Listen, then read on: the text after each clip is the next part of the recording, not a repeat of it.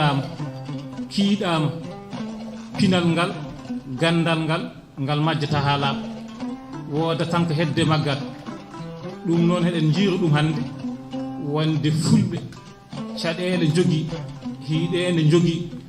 lohore nde lohi kala ɗo mbawi wonde aduna he ko yimɓe hiiɗaɓe kono ha joni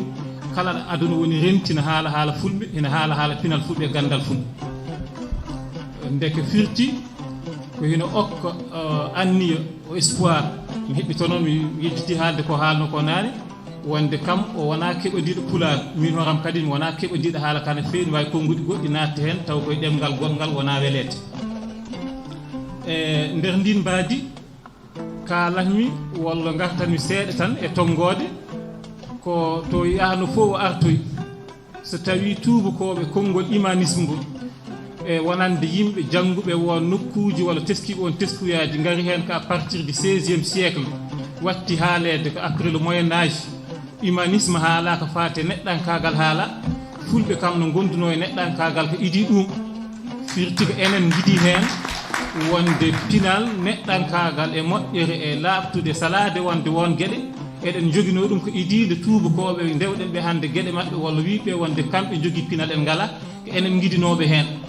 heddi noon ko e won waktu no wawi taw en leefino aduna waɗata en natti wondude kadi en janggani en bindani en ndewidaki pinal meɗen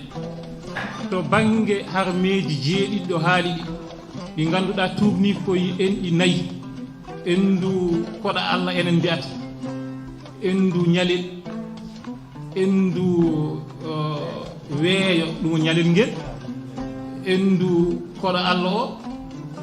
endu koddijo o e endu joom nagge o ndun wattidori heɗen gandi enen yimɓe ene jeeya gueɗe meɗen hayso tawi ɗum wasa jalɗude aduna no wayi e faaɗede kono kam neɗɗo e meɗen ne hewno ittude ko jogui ko totta koɗo kam jooɗo ɗum woni ko wattidori ko konngol ngol min noon namdal namtomi ngal hen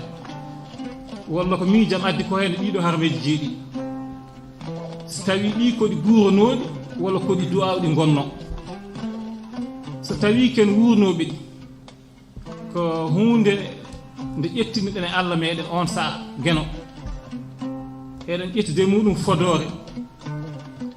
wonde en mbaɗata ko wiya koɗo en kaɗata en ɗawata en penata en gujjata en pirtata aade ko nande ɗeɗon gueɗe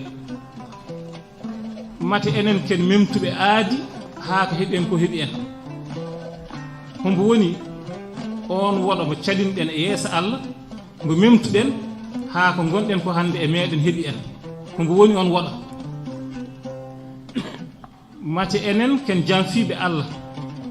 taade ka enen en mbinoɗe en nanodiron e Allah walla ƴettino aadi e Allah wonde enen ɗeɗo gueɗen mbaɗataɗe e Allah janfatako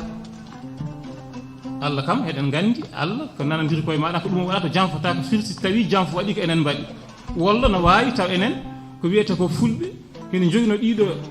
harmiji jeeɗiɗi ma taw ndeke ne wawi taw guuranuɗi taw koɗi du'awɗi gonno taw ken du'inoɓe ɗi cuwa jaabede kono kala no wawi waade sen gartiri gueɗe ɗe e gonka hande fulɓe aduna he ko gonga heɗen kewi caɗele ɗe goodi heɗen mbasi rentude kono kadi ne mi nani nane yewtere tan woodi biɗo wonde saɗa majji bolol maɗan ya tinno mbasa namnade ganduɗo bolol ngol waɗi noon sa namnimo ganduɗo hollatmo bolol jiitoya mbasa yiilade neɗɗo no moƴƴi ko yiilo beele no daña andude ko andano ko ɗum majjude nafata deke noon enen en poti jogade wiyete ko espoir enen poti jogade yaaka wonde fulɓe janggo e jaam ma jiitodiroy puɗɗima yiitodiroyde ni taade no mbaɗa ɗeɗo jewte ko ɓooyede ko tan yewtere mawde waɗi to wiyete sali Sénégal yimɓe jewti hen fulɓe jewti hen ɗum noon mi tongoɗo mi wasa junnade mi salmini bandiraɓe yetta noon fedde tabital Pulaagu